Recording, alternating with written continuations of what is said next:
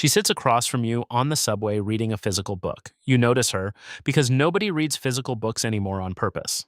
She gets off at your stop and walks into the same coffee shop. You order the same drink by accident, and she looks at you for the first time. Not warmly, assessingly, the way someone checks if a fruit is ripe. You pass whatever that test is because she sits at your table uninvited. She opens her book and doesn't speak to you for 22 minutes. Then she closes it and asks where you went to school. Not your name, where you went to school. This is how it begins. She wants to know your background before she wants to know you. Job, education, long-term plan, these arrive before the small talk does. You find this alarming at first and efficient later. She is not being rude, she is being Korean. By the third date, she knows your 5-year plan better than your friends do. By the fifth date, you realize she had her own plan before she was 17. You are in it now whether you knew you were joining something or not. She marks the 100th day of your relationship with a dinner reservation. You didn't know the 100th day was a milestone requiring acknowledgement. In Korea, it is. And the 200th day and the anniversary and the half anniversary. She sends you a notification 3 days before each one so you cannot claim ignorance.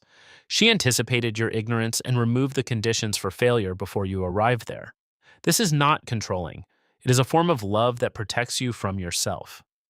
Her skincare routine begins at 10:30 every night and takes 47 minutes. You timed it once, silently, from the doorway. There are products in the bathroom you cannot identify by category. Essences, ampoules, serums. She explained the difference between a toner and an essence once, and you retained nothing. She has, however, started leaving a moisturizer on your side of the sink without explanation. You start using it because it seems like the correct response to a wordless instruction. Your skin looks noticeably better within 3 weeks, and you tell nobody the reason. She has Nunchi, a Korean word you learn early because she references it constantly. Nunchi means reading a room before the room has said anything out loud. She knew you were nervous meeting her friends before you knew it yourself. She adjusted the conversation to give you easier entry points without being asked. You watch her do this in every room with every person, and it looks effortless. When you ask how she does it, she looks at you like you've asked how she breathes. You don't have Nunchi yet, but you are developing it slowly through proximity and necessity. Meeting her parents comes with a full briefing the night before the visit. She tells you what to wear. Navy or gray, no logos, not a suggestion.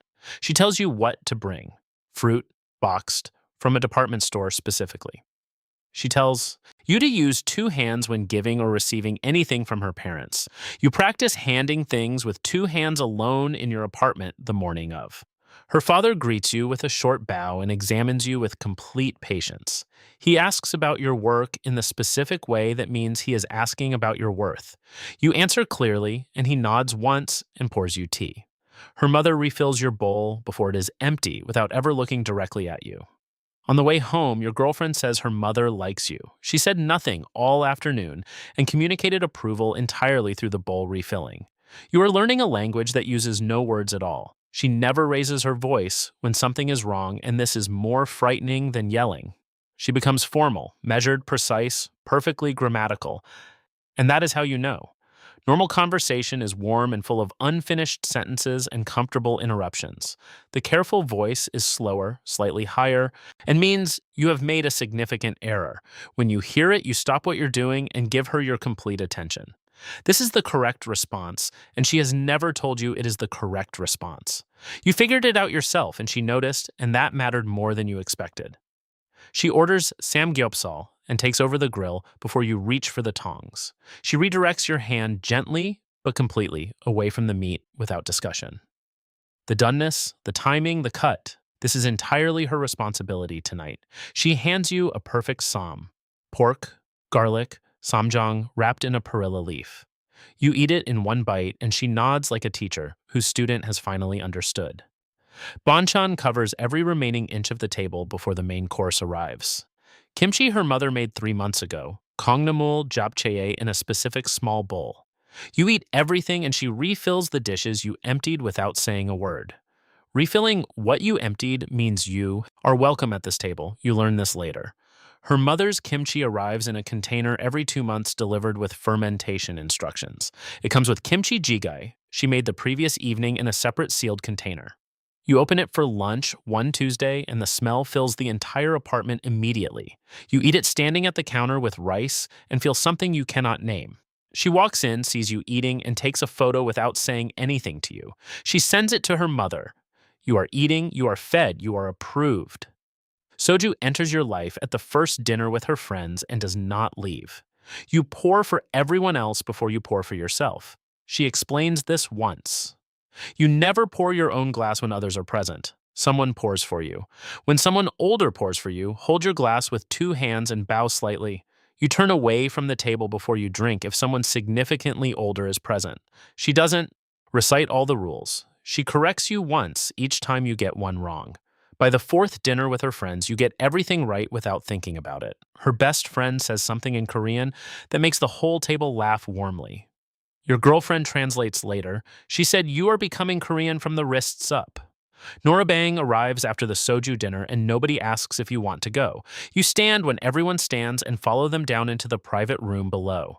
She finds her songs in under 30 seconds from a catalog of 60,000 entries. She sings with complete seriousness and genuine skill, and the room actually listens.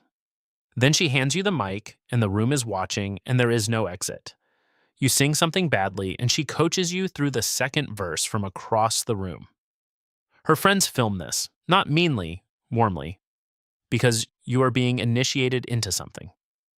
You finish the song, and they applaud, and her best friend refills your cup with soju. You are in now, past the point where being an outsider was still available to you. The payback ceremony involves deep floor bows to her parents and her grandparents. She will not allow you to do this wrong. Not out of vanity, but out of respect. You practice the bow at home for 2 weeks until the form becomes automatic in your body. Her father ties the final knot of your hanbok in the back room before the ceremony. He steps back, looks at you for a long, quiet moment, and says one word, "Good." He returns to the ceremony room ahead of you, and you stand alone for 30 seconds. You know in that moment that something has shifted permanently and cannot be shifted back. Her grandmother offers jujubes and chestnuts from her sleeves during the ceremony. The number you catch in your robe determines how many children you will have, apparently. You catch 3 and the room approves, and her grandmother says something like a blessing. You don't understand the words and understand everything about them at the same time. Married life settles into rhythms built around her patterns, which slowly become your patterns. Shoes off at the door, always, immediately, without discussion, or exception or reminder. She converts 3 bathroom shelves into a skincare system you are not permitted to disturb. She studies your face one morning and adds a sunscreen to your side of the shelf. SPF 50. Lightweight, you'll thank her in 15 years. She says this once, seriously. You use it every morning and she says nothing and you say nothing, and this is now communication. She calls her mother every night at 8 p.m. without exception and without abbreviation. You learn not to plan anything around that hour because the hour is already occupied permanently. You start making tea at 7:55 and leaving it where she will reach for it. She finds it every night and drinks it during the call and has never thanked you directly. She started leaving your vitamins next to the coffee maker around that same period. No note, no explanation, just the vitamins where you'll find them before you're fully awake. This is the relationship now, 2 people anticipating each other in a language without words.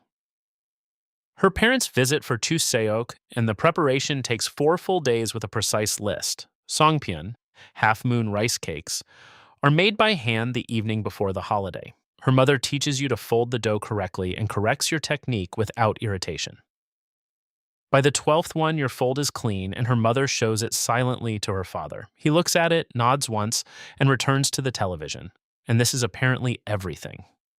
The table is set with food arranged in a specific order you will learn over many years. You are included in the pouring order now, seated among family rather than beside them. She passes you the last piece of John without looking, mid-sentence, knowing you'd want it. She just knew, and gave it, and kept talking, and somehow that was the whole thing.